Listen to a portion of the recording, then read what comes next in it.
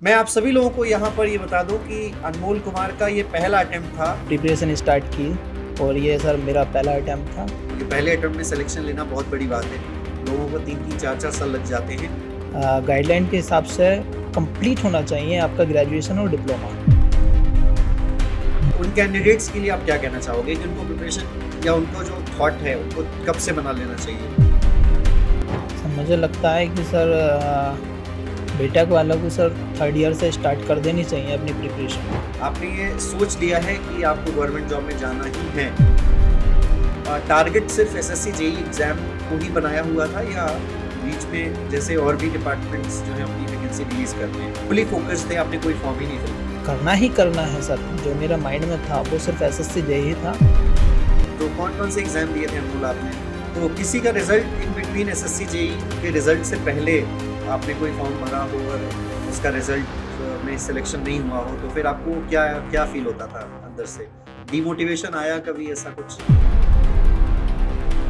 मेरा पहली बार में सिलेक्शन हो जाए और सीबीटी 1 नहीं निकलता या किसी वजह से मान लीजिए एसएससी जेईई का प्री नहीं निकलता तो फिर निराश हो जाते हैं। और तो सर उन बच्चों के लिए यही कहना चाहूँगा कि सर जहाँ वीक एरिया है उन पर अपना काम करना चाहिए।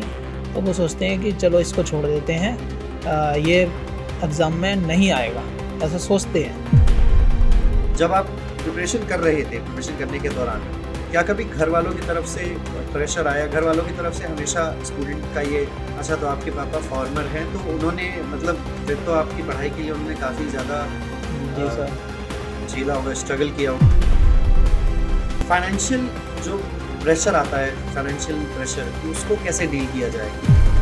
तो अगर आपके मार्क्स 70 रहेंगे तो जाहिर सी बात है कि अब आप ज़रूर बोलेंगे। हेलो एवरीवन, स्वागत है आप सभी का इंजीनियर्स अड्डा के इस यूट्यूब चैनल पर। तो दोस्तों आज मैं पॉडकास्ट यहाँ पर लेने जा रहा हूँ एसएससी जेईई 2025 में सिलेक्ट हुए मिस्टर अनमोल कुमार का।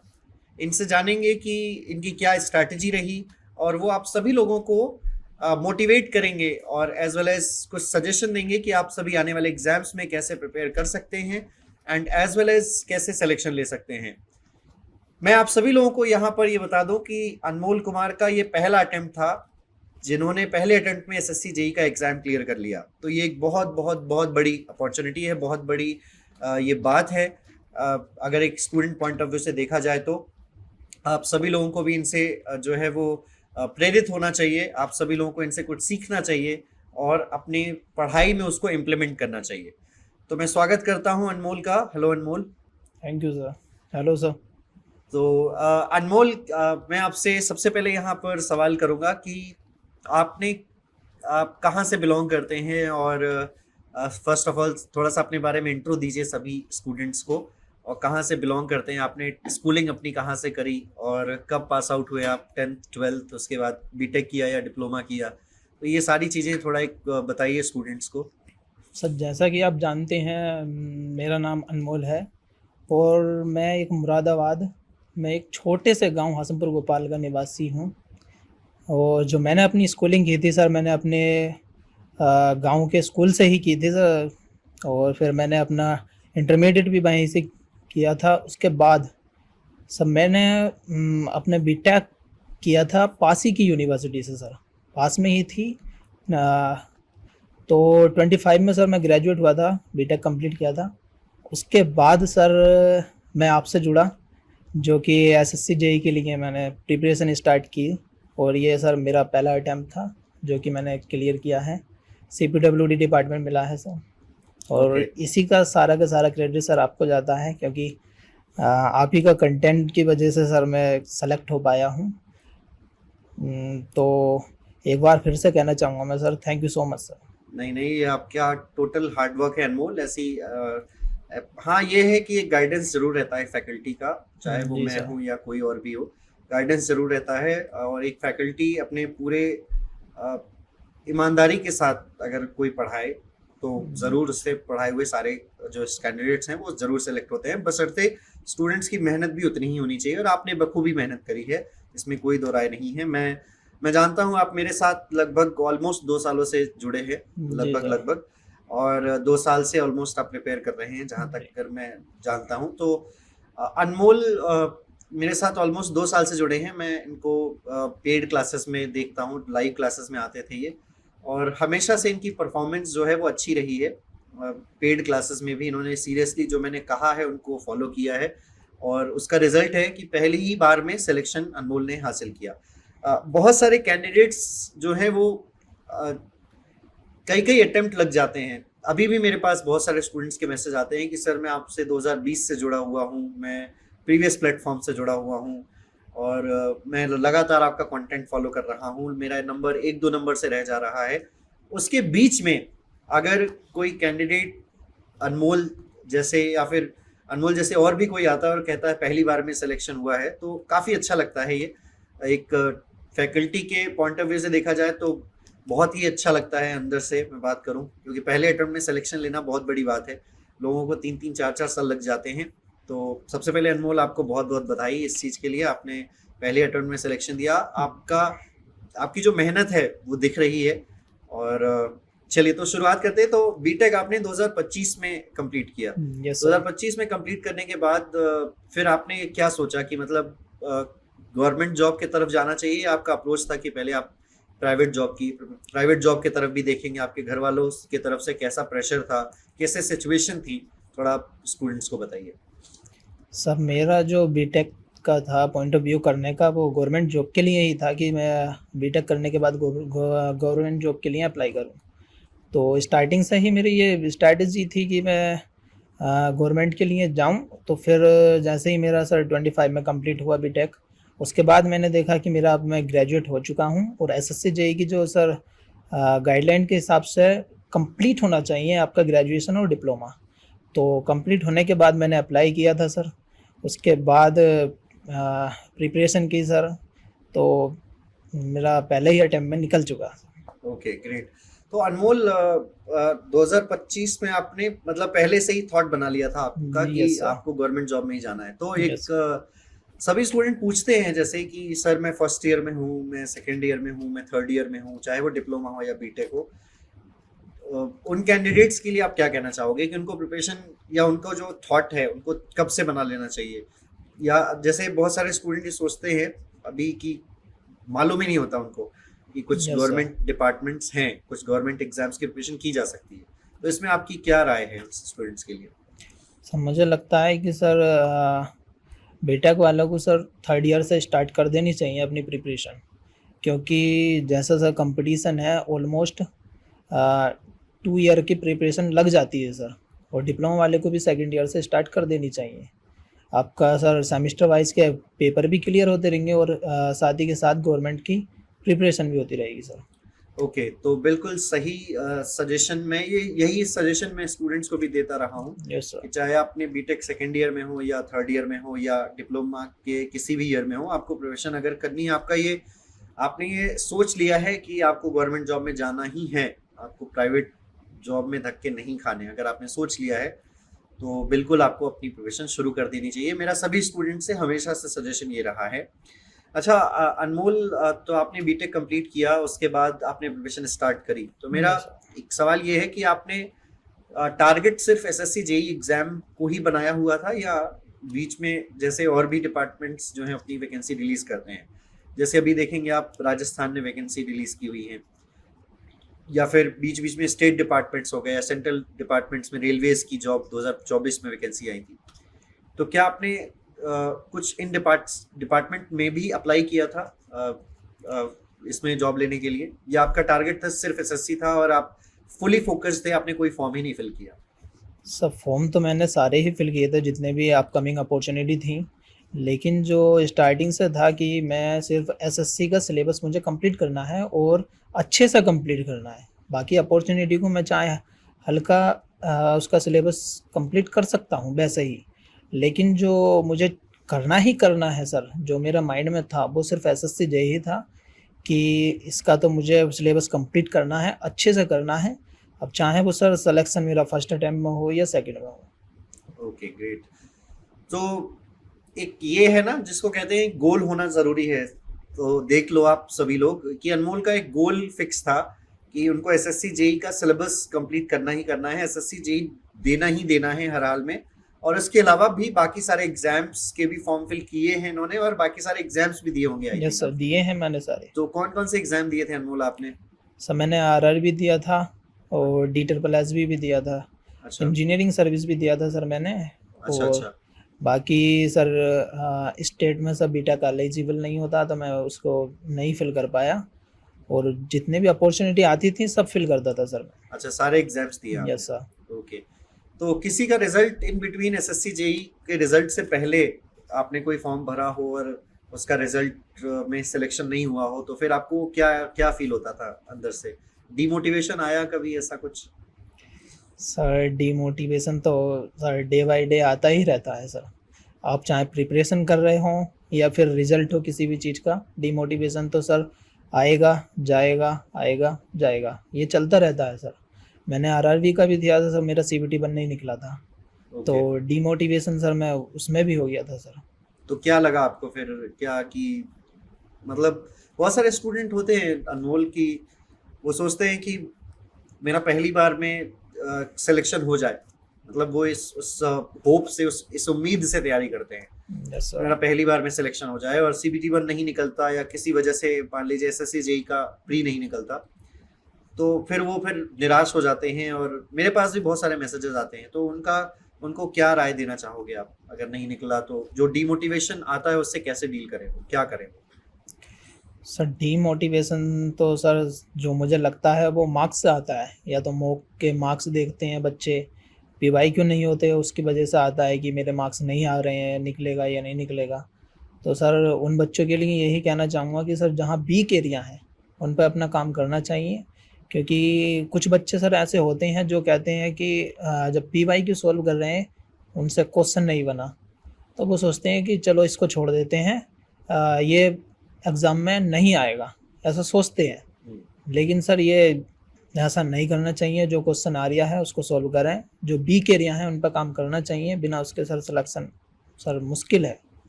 ओके। तो सारे स्टूडेंट्स को थोड़ा सा एक पॉइंट नोट करने वाली बात होगी कि आपको आपके वीक एरियाज पर फोकस करना है, जैसा कि हमेशा से मैं कहता आ रहा हूँ। वीक एरियाज पर फोकस करने के साथ साथ आपको पीवाईक्यूज इग्नोर नहीं करने हैं कि आप ये सोचेंगे कि इस तरीके का सवाल नहीं आएगा, ये बहुत ज़्यादा टफ क्वेश्चन हो गया, ये बहुत ज़्यादा लेंदी क्वेश्चन हो गया, ऐसा पेपर नहीं बनता है, तो ये आप गलती कर रहे हैं कहीं ना कहीं। अच्छा अनमोल, एक सवाल मेरा आपसे ये भी है कि जब आप प्रिपरेशन कर रहे थे, प्रिपरेशन करने के दौरान क्या कभी घर वालों की तरफ से प्रेशर आया? घर वालों की तरफ से हमेशा स्टूडेंट का ये रहता है कि सर मेरे घर वाले बहुत प्रेशर करते हैं कि मुझे जॉब लेना ही लेना है। आपके साथ कैसे सिचुएशन थी, थोड़ा सा बताइए सभी को। सर ये तो मुझे लगता है जो प्रिपरेशन करता है सभी के साथ रहता है जी। ये सिचुएशन। सर मेरे पापा फार्मर हैं, तो ऐसा कभी कभी सर टाइम लगता है हमें भी कि थोड़ा सा काम कराना चाहे, ठीक है, तो वहाँ से भी डील करना पड़ता है, प्रेशर लगता है कि हमें जॉब लेनी है, कि ताकि अपने पापा को भी एक अच्छी अ, जैसे कि सर फार्मर हैं मेरे पापा, तो उनको भी ग्रो करा सकूँ सर। अच्छा, तो आपके पापा फार्मर हैं, तो उन्होंने मतलब फिर तो आपकी पढ़ाई के लिए उन्होंने काफ़ी ज़्यादा जी सर। झेला होगा, स्ट्रगल किया होगा उन्होंने भी, यस सर। और उन्होंने आपको बीटेक कराया, फिर यस गवर्नमेंट सर। जॉब के लिए उन्होंने प्रेरित किया, और फिर आपने तैयारी करी, उनको सिलेक्शन लेकर दिखाया, तो बहुत अच्छी बात है। मैं तो ये कहूँगा कि आप बहुत अच्छे बेटे हैं उनके लिए। तो अच्छा अनमोल, तो फाइनेंशियल जो प्रेशर आता है, फाइनेंशियल प्रेशर, कि उसको कैसे डील किया जाए कि मेरा आज सिलेक्शन नहीं हुआ तो कल क्या करूँगा, मान लीजिए डर जो है उससे कैसे डील किया जाए? मेरे मम्मी पापा प्रेशर कर रहे हैं, मेरे रिश्तेदार प्रेशर कर रहे हैं, तो उनसे कैसे डील किया जाए? आपको कभी ऐसे रिलेटिव्स जो हैं वो करते थे, रिलेटिव्स का कभी कुछ आता था कि पढ़ाई कर रहे हो और सिलेक्शन नहीं हुआ, अभी तक नहीं हुआ करके? नहीं सर, ऐसा तो रिलेटिव्स तो नहीं कहते थे, लेकिन सर जो ऐसी कोई सी भी सिचुएशन आती थी सर, तो मेरे लिए सर सबसे पहले मेरे भाई खड़े रहते थे कि कुछ भी सिचुएशन है, फाइनेंशियली हो या कुछ भी हो, वो कहीं से भी करें, कुछ भी करें, वो करते थे सर। अच्छा, चलो ये बहुत अच्छी बात है। तो मतलब फैमिली सपोर्ट बहुत ज़रूरी है, और मैं ऐसा सभी स्टूडेंट्स के साथ मैं कहूँगा, देखो हर एक स्टूडेंट को फैमिली सपोर्ट होता है, ऑलमोस्ट हर एक स्टूडेंट को फैमिली सपोर्ट यस होता सर। है, क्योंकि ऐसे कोई भी माँ बाप नहीं होंगे जो चाहेंगे कि उनका सिलेक्शन, उनके बेटे का सिलेक्शन जो है वो ना हो। लेकिन हाँ ये है कि अगर आप लगातार पढ़ाई करते रहेंगे और उनको रिजल्ट नहीं दिखेगा, फॉर एग्जाम्पल आप 3 साल से पढ़ाई कर रहे हैं, आप 4 साल से पढ़ाई कर रहे हैं, और आपके जो मार्क्स है वो कंसिस्टेंटली पुअर हैं। Consistently poor means for example cut off out of 100, मैं एक 100 मार्क्स का एक एग्जाम्पल ले लेता हूँ। अगर आपका कट ऑफ आपका आउट ऑफ 100 लेट से 85 मार्क्स है, तो अगर आपके मार्क्स 70 रहेंगे तो जाहिर सी बात है कि माँ बाप ज़रूर बोलेंगे कि अभी तक क्या कर रहे हो, अभी तक क्यों नहीं सिलेक्शन हुआ, कहाँ पढ़ाई में कमी है ना। तो इसमें आपकी क्या राय है? सर इसमें राय ये है कि सर अपने आप को पहचानना पड़ेगा कि हमारे कंसिस्टेंटली 70 के आसपास क्यों मार्क्स आ रहे हैं। कहीं ना कहीं आपके कुछ ना कुछ टॉपिक वीक हैं जो आपके मार्क्स इम्प्रूव नहीं कर पा रहे हैं। तो सर ऐसे बच्चों को सर मैं ये कहना चाहूँगा कि अपने वीक एरिया को पहचानना ज़रूरी है सर। उनके बिना नहीं निकाल सकते एग्ज़ाम। कंसिस्टेंटली 70 मार्क्स, तो फिर सर वो मार्क्स तो आप चाहे 5वां अटैम्प्ट दो, चौथा अटैम्प्ट दो, वो तो यही बने रहेंगे, सिलेक्शन नहीं हो पाएगा सर ऐसे, और फैमिली का भी प्रेशर बढ़ेगा फिर सर। बिल्कुल सही कहा आपने। मेरा नेक्स्ट सवाल अनमोल से रहेगा। अनमोल, एसएससी जेई का जो, अगर आपने पैटर्न, आप सिलेक्टेड ही हैं, तो एसएससी जेई का पैटर्न अगर आप सभी लोगों को मालूम है तो 100 मार्क्स का टेक्निकल है और 100 मार्क्स का नॉन टेक्निकल है। अक्सर स्टूडेंट नॉन टेक्निकल में नंबर नहीं लेकर आ पाते हैं, रीजनिंग में मार्क्स नहीं आएंगे, या फिर यहाँ पर जनरल अवेयरनेस में मार्क्स नहीं आते हैं, तो स्टूडेंट को लगता है नॉन टेक्निकल एक ऐसा फैक्टर है जिसकी वजह से मेरा सिलेक्शन नहीं हो रहा है।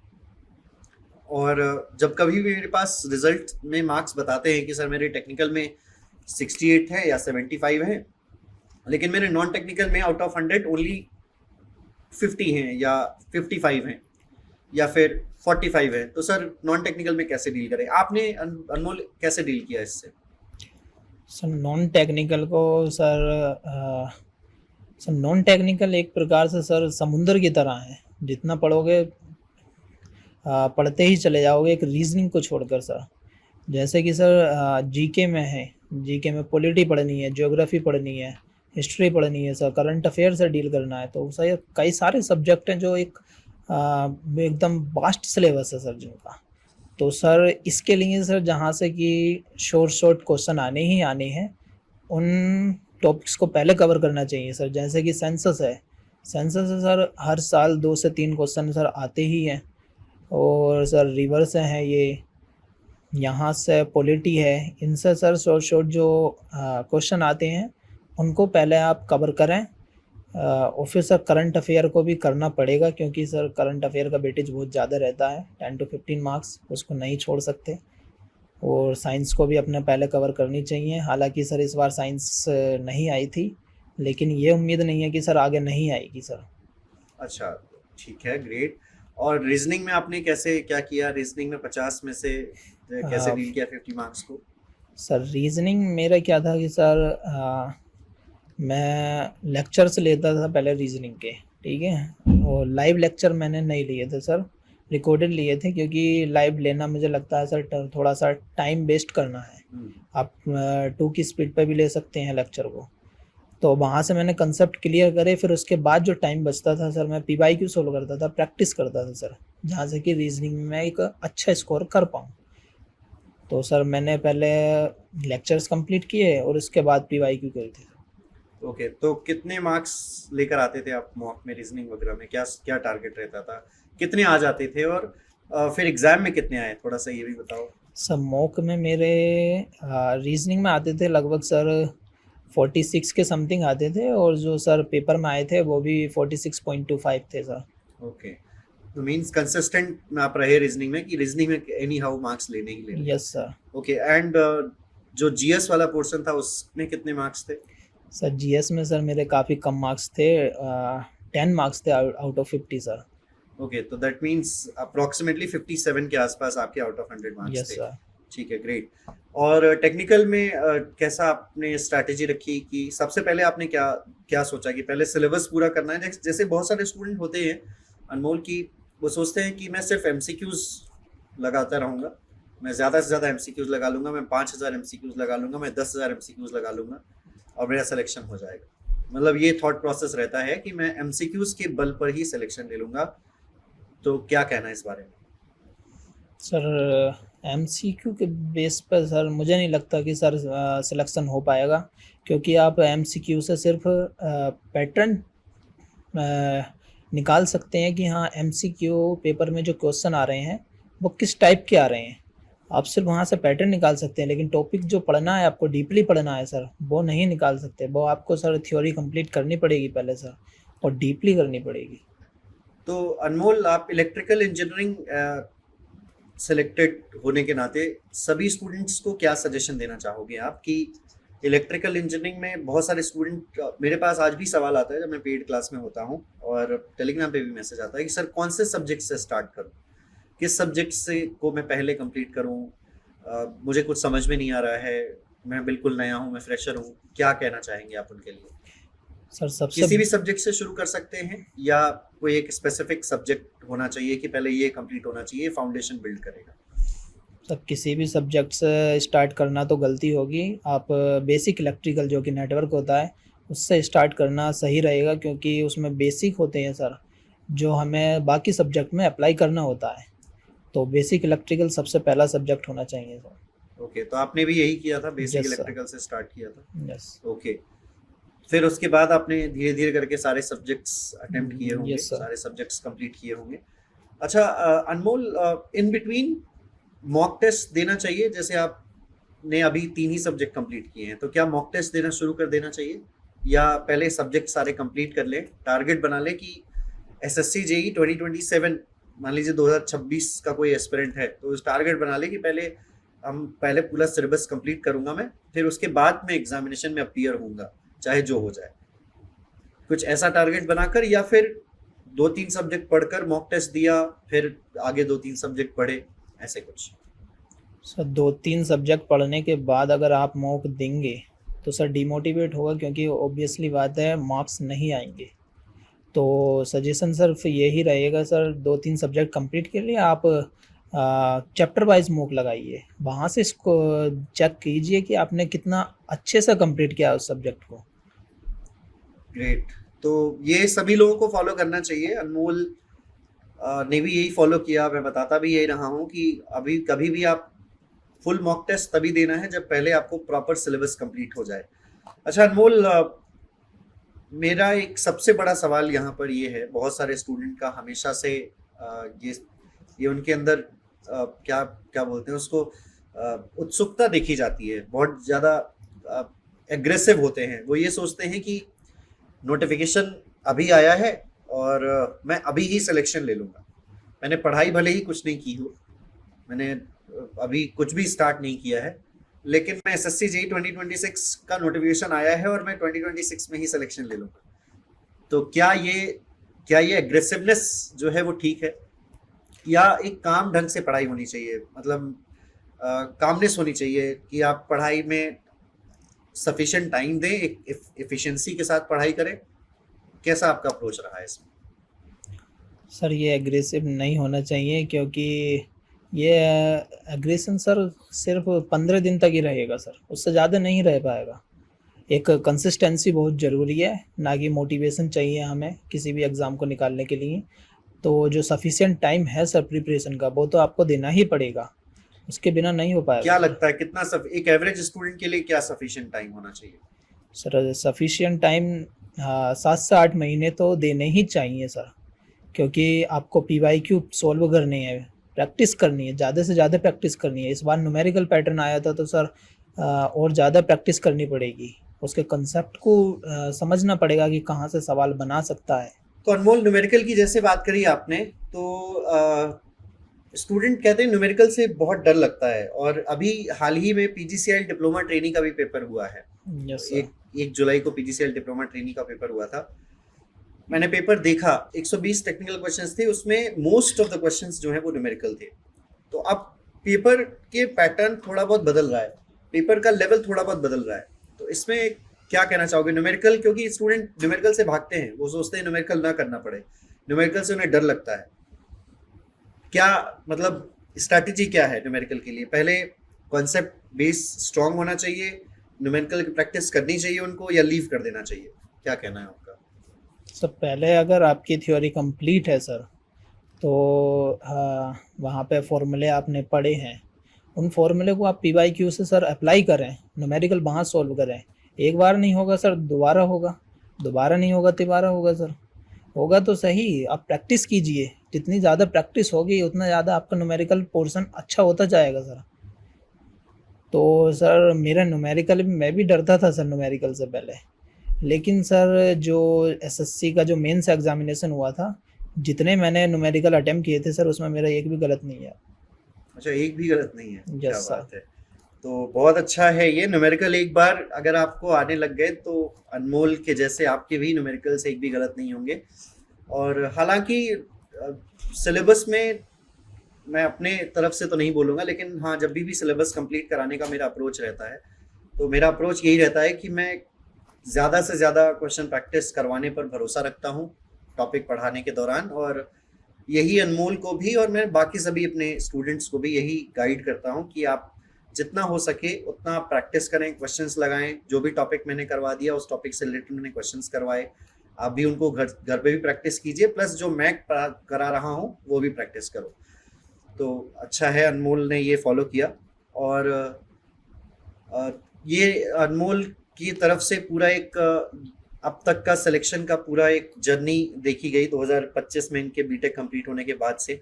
अच्छा अनमोल, यहाँ पर मैं एक सवाल आपसे ऐड करना चाहूँगा कि जब रिजल्ट आया, आपका लिस्ट में नाम आया, आप पहली बात, अच्छा एक बार आप अपना थोड़ा प्री में मार्क्स बता दीजिए, आप अपनी कैटेगरी भी बता दीजिएगा स्टूडेंट्स को, अपने प्री में मार्क्स बता दीजिए, मेंस में मार्क्स बता दीजिए, और टोटल रॉ मार्क्स बता दीजिए, तो कहीं से भी स्टूडेंट को ये ना लगे कि आप कहीं से भी जो है वो वीक पड़े थे। आपने हर जगह अपने आप को साबित किया है, प्लीज।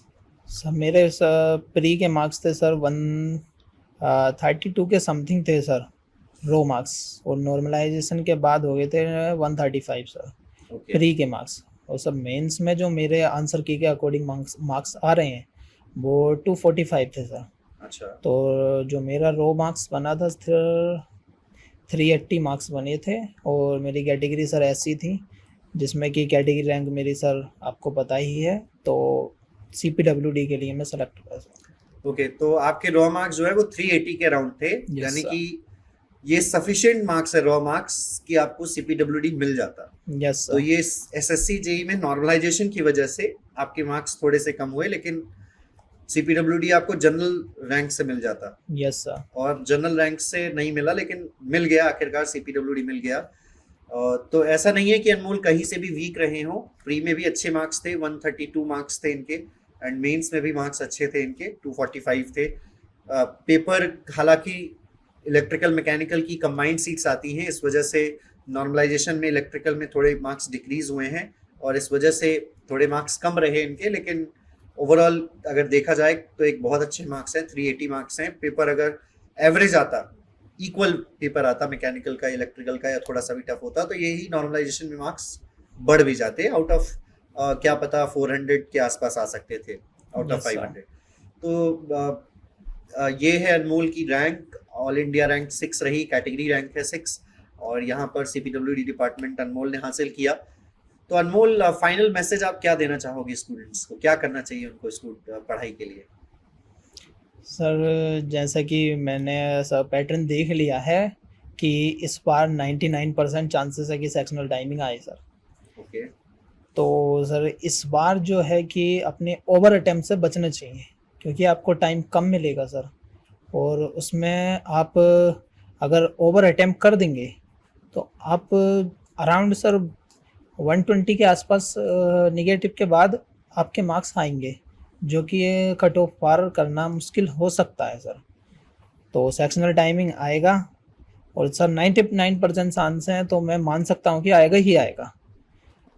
जितनी ज़्यादा प्रैक्टिस रहेगी आप उतनी जल्दी सवाल को टैकल कर पाओगे। प्रैक्टिस इस बार सर बहुत ज़्यादा रोल निभाएगी सर इस बार। सेल्फ स्टडी करनी चाहिए। Yes sir. प्रैक्टिस करनी चाहिए। चलिए, ग्रेट। तो आई होप कि आप सभी लोगों को यहाँ पर ये अपने अपने सारे डाउट्स जो है वो क्लियर हुए होंगे आपके। कैसे अनमोल ने पढ़ाई करी, आपने इनसे आपने इनका पूरा पॉडकास्ट जो है वो ये देखा होगा और आपने इनसे कुछ सीखा होगा, थोड़ा सा आप अपने आप में भी इम्प्लीमेंट करेंगे और अपनी पढ़ाई को आगे आने वाले एग्जाम्स के लिए अप्लाई इसी इसी इसी जो आपने सीखा है इसको इम्प्लीमेंट करेंगे आगे आने वाले एग्जाम्स के लिए और सिलेक्शन लेकर दिखाएंगे आप भी।